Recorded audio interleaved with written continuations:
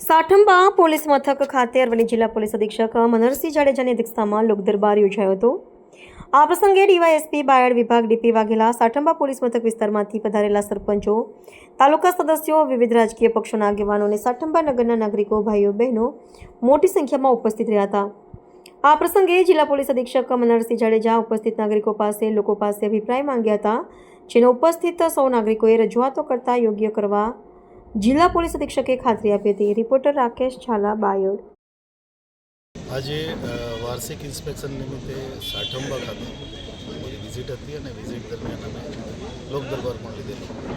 લોકદરબારમાં સાઠંબા અને આજુબાજુના વિસ્તારના તમામ સરપંચો એમની સાથે મુલાકાત કરી, ગામના પ્રશ્નો જાણવાનો પ્રયત્ન કર્યો, સાઠંબા ટાઉનના કંઈ પ્રશ્નો હોય તે જાણવાનો પ્રયત્ન કર્યો। ખૂબ સારા વાતાવરણમાં લોકોના સારા સહયોગ સાથે આ લોકદરબાર અમે અત્યારે પૂરો કર્યો છે।